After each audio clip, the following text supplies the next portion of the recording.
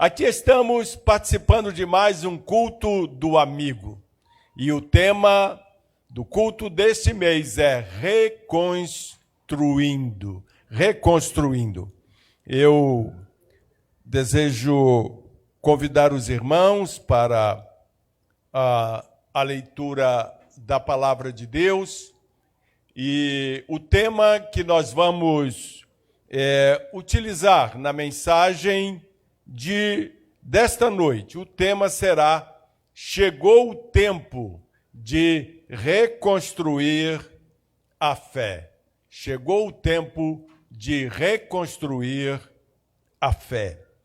E baseado no texto que escreveu o apóstolo Pedro em sua primeira carta, no capítulo 1, nos versículos 3 a 9. Vamos fazer esta leitura bíblica devagar para refletirmos bem sobre o conteúdo dela.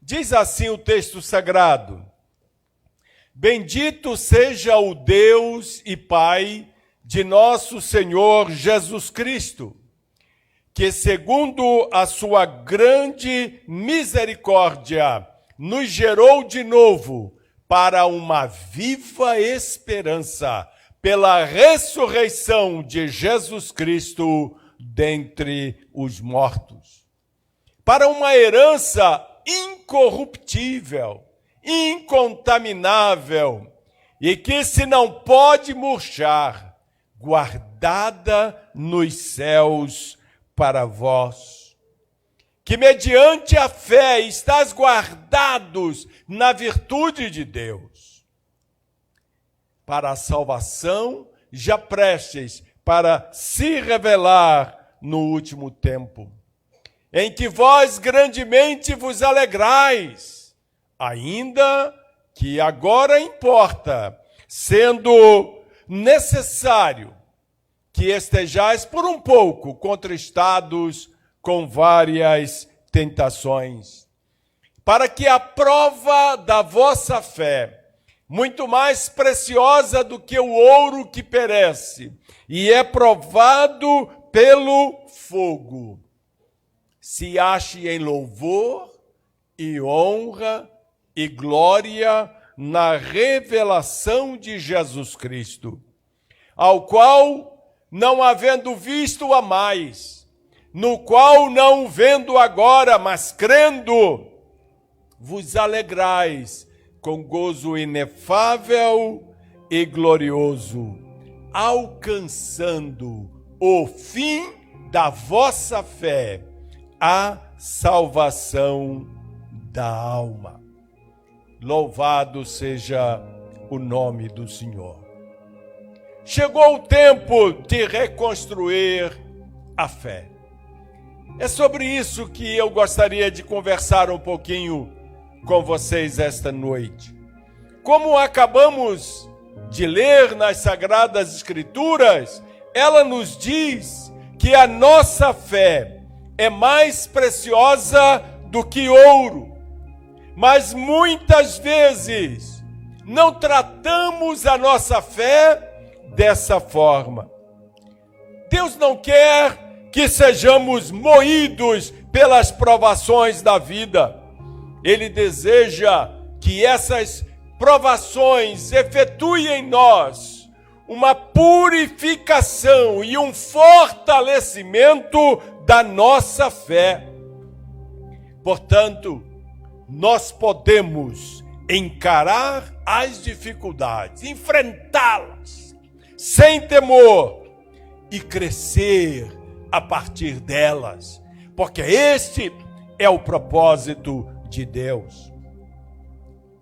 Nesta mensagem, nós vamos destacar 5 sinais em nossa vida que mostram a necessidade de reconstruir a nossa fé em Deus.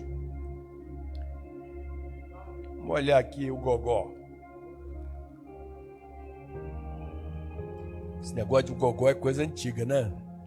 Ninguém fala mais assim, né? Mas é a garganta, o gogó é a garganta.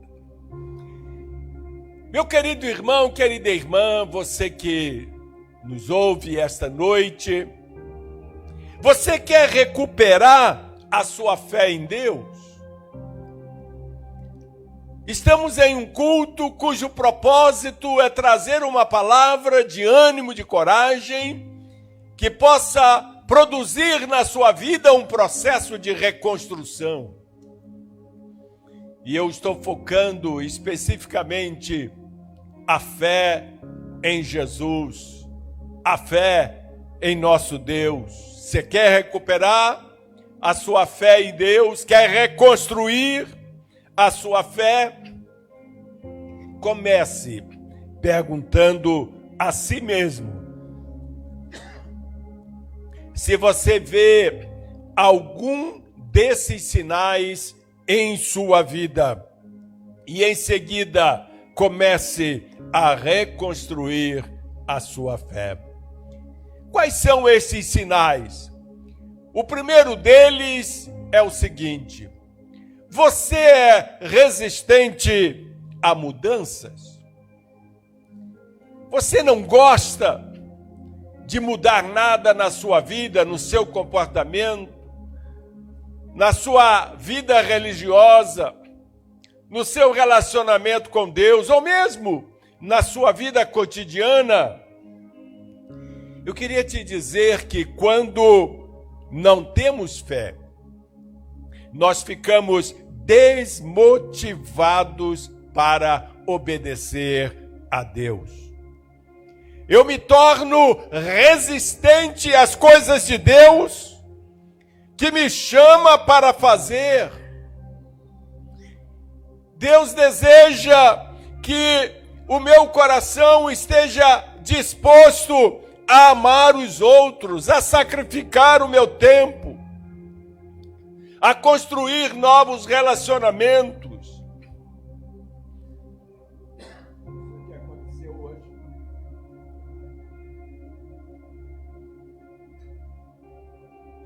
Deve ser a emoção.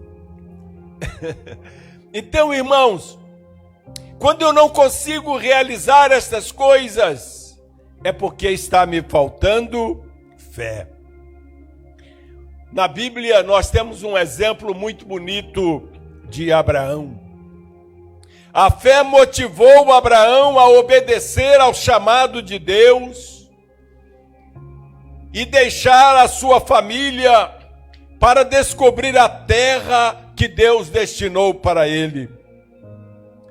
E assim ele saiu com apenas uma promessa e sem nem mesmo saber de antemão para onde estava indo. Mas Abraão deu um passo de fé. Hebreus capítulo 11, versículo 8, diz assim: pela fé, Abraão, sendo chamado, obedeceu, indo para um lugar que havia de receber por herança, e saiu sem saber para onde ia. Isso nos mostra que a fé é que nos motiva a nos mover. Esta confiança inabalável em Deus nos tira de uma vida estagnada e nos faz mover em direção à vitória que Deus tem reservado para todos os seus filhos. Abraão obedeceu ao chamado de Deus para deixar o desconhecido por causa da sua fé. Ele não esperou por um sentimento, ele não esperou que a vida ficasse mais fácil, nem que as circunstâncias mudassem. Nesta noite, você é capaz de lembrar das promessas de Deus para você? Certamente você recebeu muitas promessas da parte do Senhor em sua caminhada com o Senhor. E nesta noite, você é capaz de lembrar destas promessas e desta forma tomar a decisão certa? Então, se você é resistente a mudanças, este é um momento em que você precisa reconstruir a sua fé.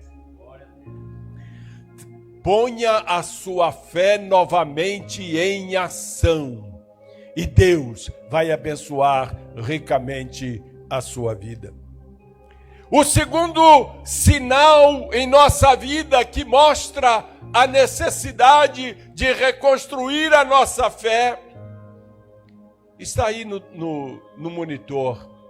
Você tem uma atitude amarga?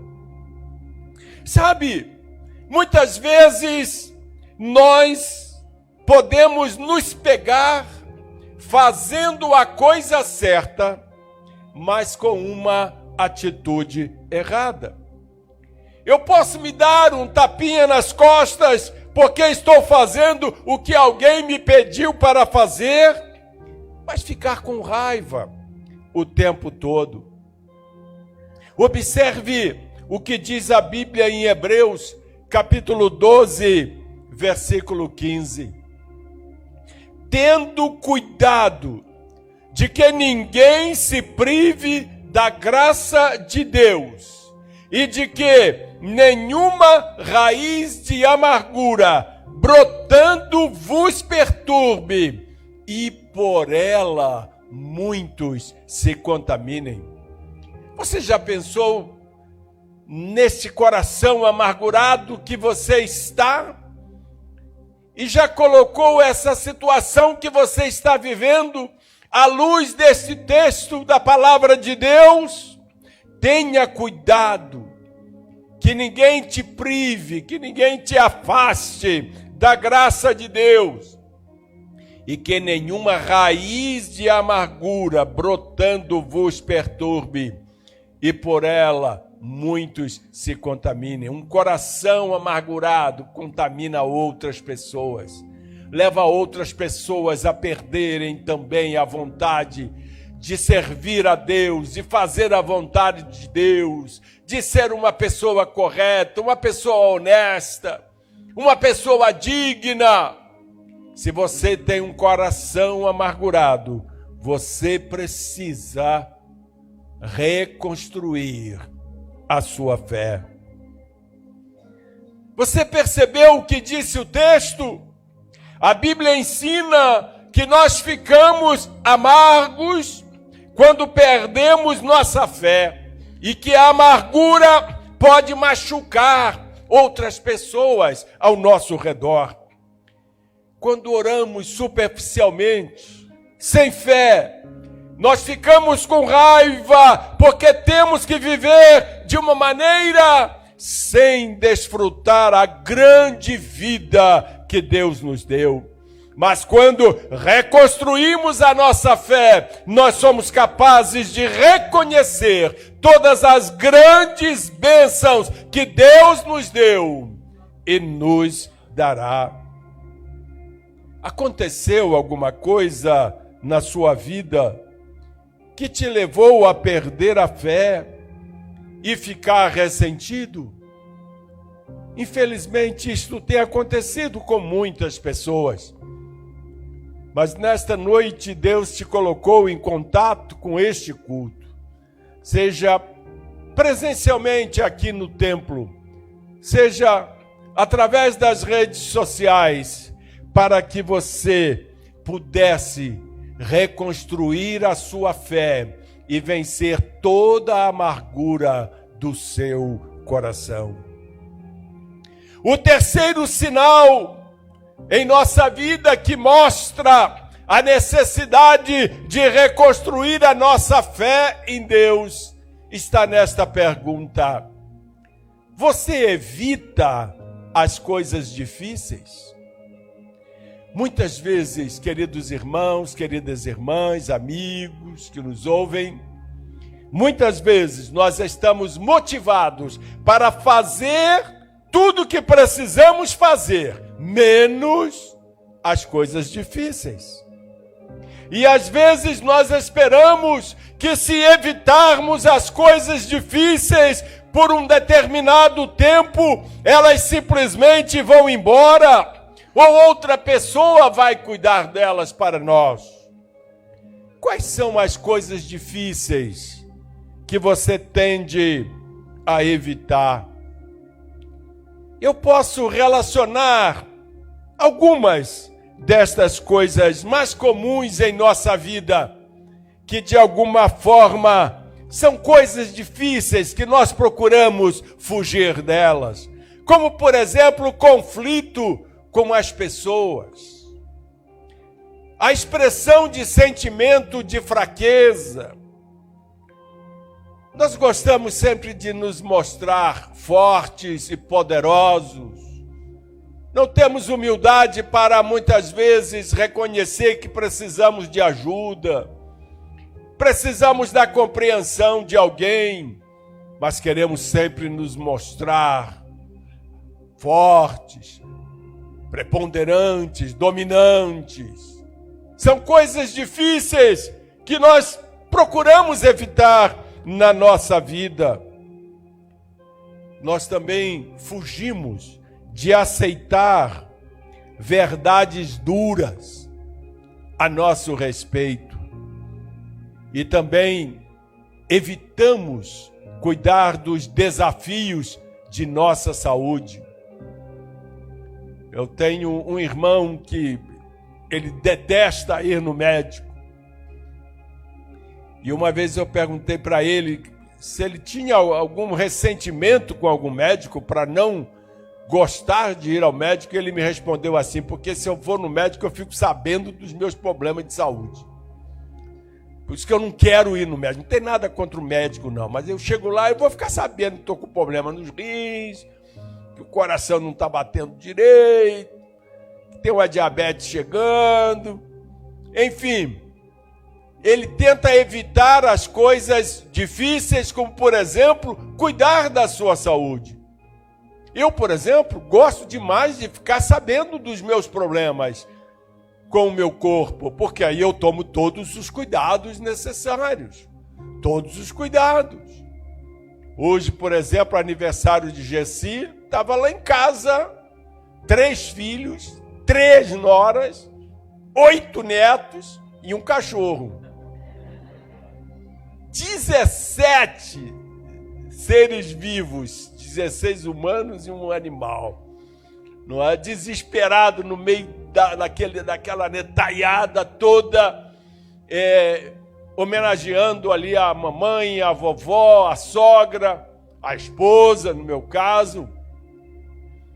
E uma das noras trouxe um bolo bonito para Gessi, arrumou lá num canto escondido sem que ela pudesse ver.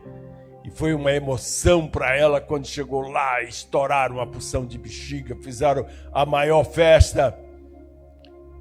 E agora? Para onde vai o primeiro pedaço? Estão lembrados da mensagem que foi pregada aqui sobre o primeiro pedaço? E aí, Gessi olha para mim e fala assim: eu gostaria tanto de te dar o primeiro pedaço, mas você não vai comer esse bolo, não, porque isso não vai te ajudar, isso não vai ser bom para você, não é? E eu aceitei aquilo com muita humildade, porque realmente eu não posso comer doce, eu tenho que fugir, por causa da minha diabetes, que pela misericórdia do Senhor, ela está controlada, graças a Deus. Eu aprendi com meu pai. Meu pai morreu por causa da diabetes.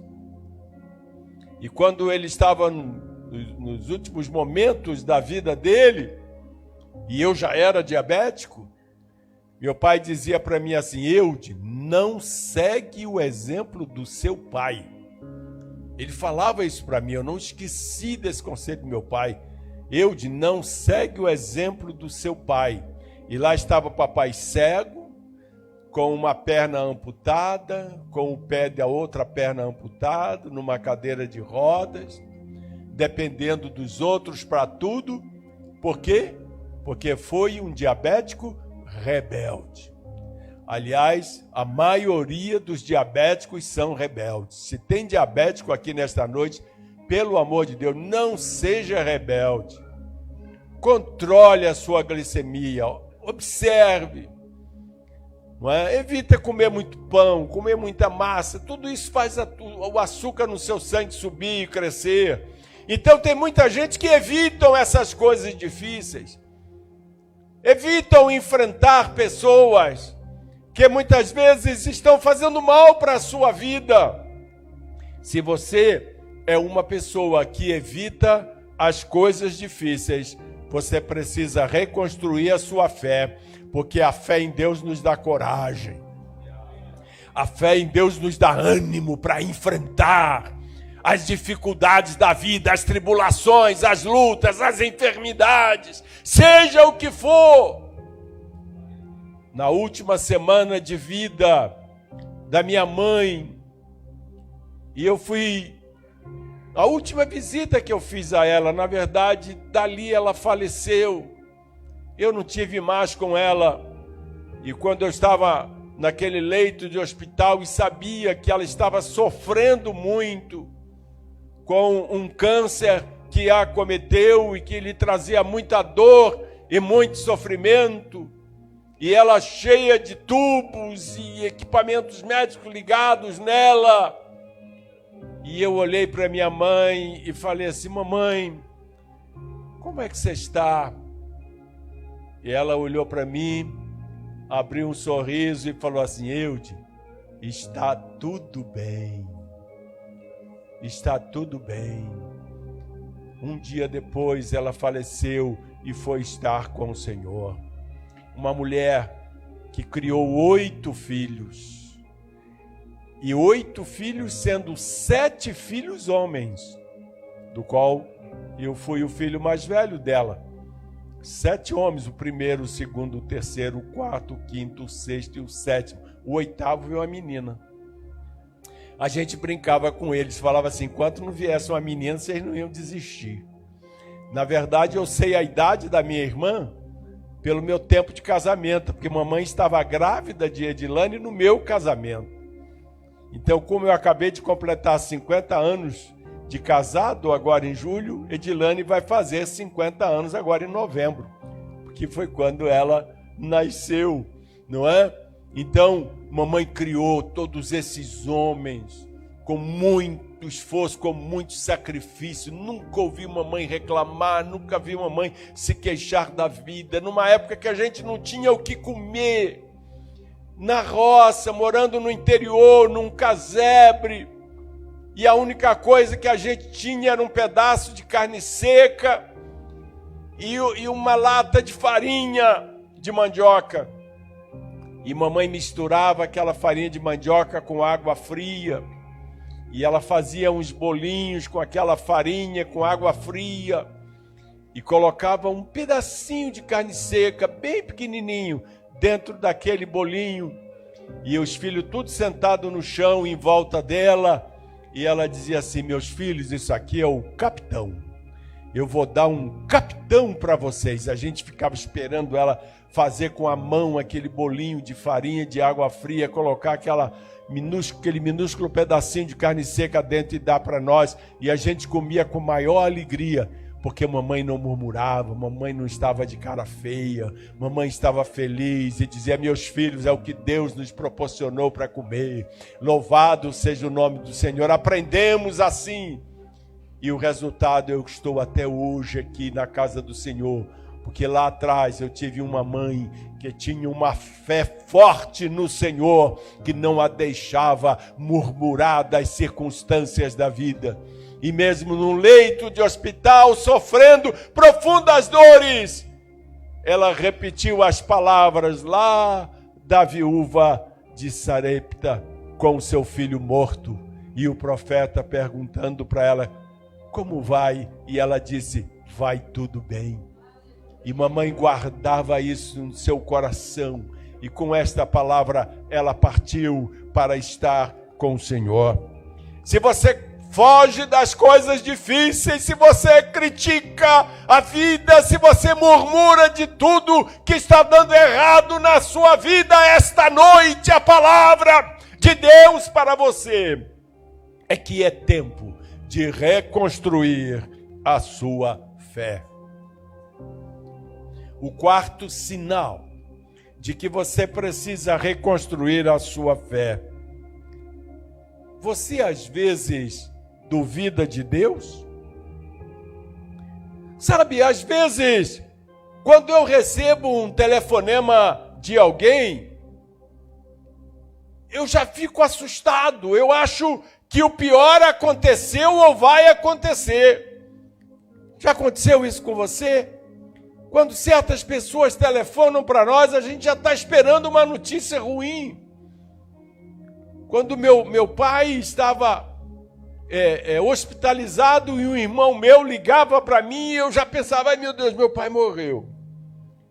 Não é? Aquilo já me assustava. Quando nós chegamos a um ponto, queridos irmãos e ouvintes, onde esperamos a pior situação, nós podemos saber que a nossa fé está em baixa.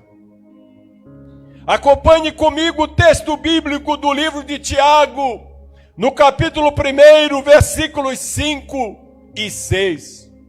Diz assim a santa palavra de Deus: e se algum de vós tem falta de sabedoria, peça a Deus, que a todos dá liberalmente, e não o lança em rosto, e ser-lhe-á dada. Veja o que diz o próximo versículo: peça, porém, com fé, não duvidando, porque o que duvida é semelhante à onda do mar, que é levada pelo vento e lançada de uma para outra parte. A Bíblia nos ensina que Deus deseja responder às nossas orações. Na verdade, Ele não vai usar nossas falhas contra nós. Simplesmente precisamos continuar acreditando em vez de dar lugar às dúvidas. Quantas vezes somos tentados a duvidar de Deus? Saiba que não são as nossas circunstâncias que nos levam a duvidar. Nós duvidamos porque nos tornamos uma pessoa ambivalente por causa da nossa falta de fé. Uma pessoa ambivalente é aquela que possui ao mesmo tempo dois valores opostos, essencialmente contrários. Como exemplo, o amor e o ódio são sentimentos ambivalentes. Mas nossa falta de fé nos leva a caminhar nessas direções opostas de sentimentos em nosso coração. Mas nesta noite, esta igreja está reunida neste santo lugar para te dizer que você pode ter confiança. Não importa o que esteja acontecendo na vida. E quando duvidamos, nós temos que aceitar que é porque temos pouca fé, não porque Deus tem seu poder limitado para nos ajudar. Que através desta palavra, a fé possa ser reconstruída no seu coração. E você possa crer que a vitória vai chegar. A luta vai passar. A enfermidade vai ser vencida. O emprego vai chegar. O teu casamento vai ser restaurado. Você vai vencer, porque Deus tudo pode. E por último, o quinto sinal de que precisamos reconstruir a nossa fé em Deus. Você pensa mais nas pessoas do que em Deus? O que as pessoas pensam de mim? Muitos de nós, quando jovens, pensamos muito na opinião dos outros sobre nós. Temos muitos jovens aqui neste culto. Não sei como é a realidade de vocês, mas quando eu era jovem, como vocês, eu ficava angustiado, preocupado com o que os outros pensavam de mim. Com o que meu pai pensava de mim, com o que a minha mãe pensava de mim. Se eu tirava uma nota baixa na escola, Chegava em casa desesperado, achando, ai meu Deus, vou levar umas correadas, se fosse papai, ou umas varadas, se fosse minha mãe. Papai era correia, mamãe era uma varinha de goiabeira, não é? E eu ficava desesperado e às vezes eu chegava em casa angustiado com aquilo, preocupado com o que eles pensavam de mim. E papai chegava e dizia para mim assim, Eude, como é que eu posso te ajudar, meu filho? Onde é que você teve problema? E eu me lembro que uma vez eu precisava fazer um trabalho sobre balança na escola e papai passou a noite toda comigo fazendo esse trabalho, colando recortes de revistas, de jornais, fotos de balança, consultando lá as enciclopédias. Não havia internet naquela época, não tinha o Google para consultar as coisas, e ele procurava nos livros que ele tinha informações sobre balança, e passou a noite em claro comigo, porque no outro dia eu tinha que entregar o trabalho e não tinha feito ainda. E para minha surpresa, em vez de levar umas correadas, levei um suporte, um apoio extraordinário do meu pai e tirei 10 naquela prova. Uma nota maravilhosa que eu nunca mais esqueci desse exemplo de vida que o meu pai me deu, de me apoiar, de me ajudar. Mas a verdade é que muitas vezes nós pensamos mais nas pessoas do que em Deus. Acham que eu sou legal? Será que os meus amigos acham que eu sou um bom amigo? Será que as pessoas gostam de mim? O nosso mundo desmorona quando recebemos qualquer forma de rejeição ou mesmo quando alguém esquece de sorrir para nós. As pessoas se tornam muito importantes em nossa mente e não há espaço para Deus ou para a fé. Por isso o texto de João, capítulo 5, versículo 41 até o 44, traz uma palavra maravilhosa do Senhor Jesus. Jesus começa dizendo assim: eu não recebo glória dos homens. E ele continua dizendo: mas bem vos conheço, que não tendes em vós o amor de Deus. Eu vim em nome de meu Pai e não me aceitais. Se outro vier em seu próprio nome, a esse aceitareis. Como podeis vós crer, recebendo honra uns dos outros e não buscando a honra que vem só de Deus? Olha que ensino maravilhoso do Mestre. Esta escritura deixa claro que você não tem fé se está procurando o elogio das pessoas. Quando a nossa fé está baixa, nós procuramos obter nossa confiança com o que as pessoas pensam sobre nós, quando deveríamos esperar o que Deus pensa sobre nós. Se nós não dependemos do louvor das pessoas, como Jesus fez, nós podemos reconstruir nossa fé com base no que Deus sente sobre nós e no que as Escrituras dizem, em vez da opinião das pessoas. Não se deixe dirigir pela opinião dos outros. Se dirija pela opinião de Deus. E o que Deus pensa da sua vida está nas Escrituras Sagradas. Busque nela o socorro que você está precisando e você vai encontrar. Eu queria concluir esta reflexão sobre como reconstruir a nossa fé, dizendo para você que a moagem da vida muda para a alegria quando nós colocamos a fé de volta em nossos corações. Tudo muda.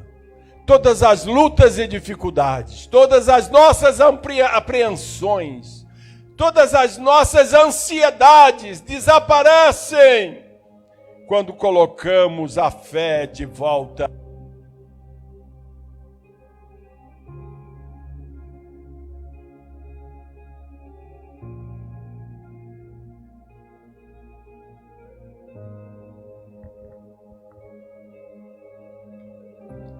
Hebreus capítulo 3, versículos 12 e 13, diz assim: Vede, irmãos, que nunca haja em qualquer de vós um coração mau e infiel, para se apartar do Deus vivo.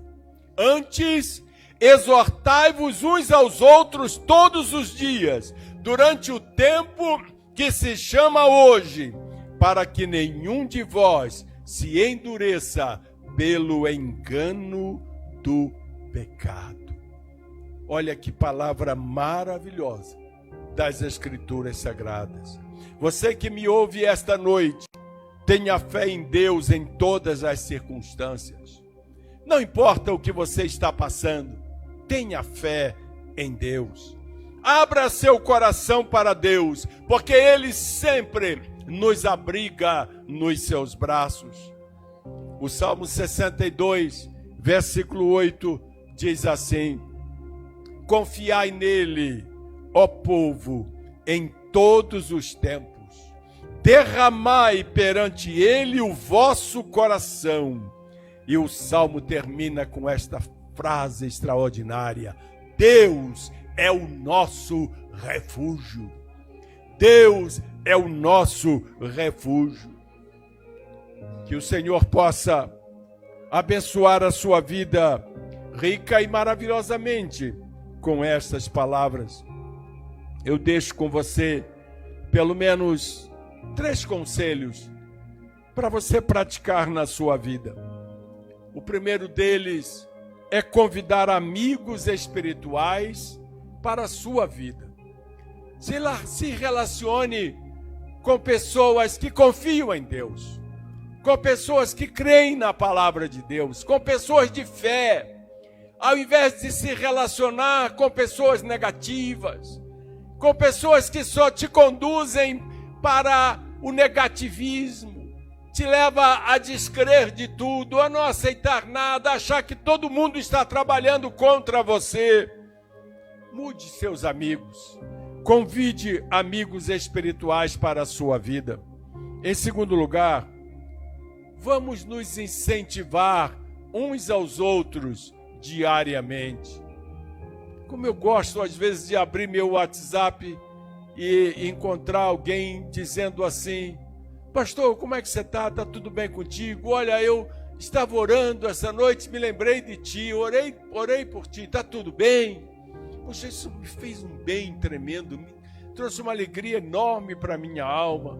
Outros mandam uma mensagenzinha curta dizendo: pastor, fica firme, o Senhor está contigo, eu não sei o que está se passando contigo, mas eu queria que você soubesse que o Senhor cuida de ti, Deus cuida de ti, você não está só. Olha, essas palavras trazem um ânimo enorme para o meu coração. E sempre que eu posso, eu faço isso com outras pessoas também. Incentivem uns aos outros diariamente. E em terceiro lugar, abra seu coração para Deus novamente. Se você se entristeceu de tal maneira na sua vida, que já perdeu a alegria de viver, que já perdeu a confiança em Deus, que já não tem mais nenhum interesse em ler a Bíblia, em frequentar os cultos, em ter amizades com pessoas que amam a Deus, abra o seu coração novamente para Deus. Muitas vezes em minha vida, inclusive recentemente, eu precisei de amigos para me mostrarem onde estou e me orientarem nas Escrituras sobre como fortalecer a minha fé. Somente quando convidamos amigos espirituais para nossas vidas, com honestidade, com humildade, com receptividade, nós somos capazes de vencer a descrença que nos afasta de Deus. Por isso, nesse momento final desta mensagem, eu desejo de todo o meu coração fazer um apelo a você que está aqui conosco neste tempo. Convidar você Em primeiro lugar, a tornar Jesus Senhor e Salvador da sua vida. Se você ainda não tomou esta decisão de crer no Senhor Jesus de todo o seu coração, de confiar na graça dele, na misericórdia dele para a sua vida, e deseja nesta noite tomar esta decisão maravilhosa de seguir a Jesus, venha aqui à frente em nome de Jesus. Saia do seu lugar, nós vamos orar por você. Eu me lembro quando eu tinha 10 anos de idade, estava na igreja, sou filho de crente, nasci no Evangelho, mas eu estava no cultinho infantil e a professora falou assim para nós: filho de peixe é peixinho, mas filho de crente não é crentinho. E ela dizia: vocês também precisam aceitar Jesus como seu Salvador, como Senhor da sua vida. E eu, nos meus 10 anos de idade, senti o peso do meu pecado sobre os meus ombros. Levantei as 2 mãos para o céu e fui lá à frente. E recebi a oração da irmã Esther Varjão, que trabalhava com as crianças, que faleceu este ano, com quase 100 anos de idade. E a irmã Esther me fez tomar a decisão mais importante da minha vida: aceitar Jesus Cristo como meu Senhor e Salvador. E o resultado é este homem que está aqui diante de vocês, transformado, restaurado, com seus pecados perdoados, com o nome escrito no livro da vida, aguardando a volta do Senhor Jesus, sabendo que há um lugar para mim no céu me aguardando. Portanto, faça como eu fiz há tantos anos atrás. Aceita Jesus como teu Senhor e Salvador.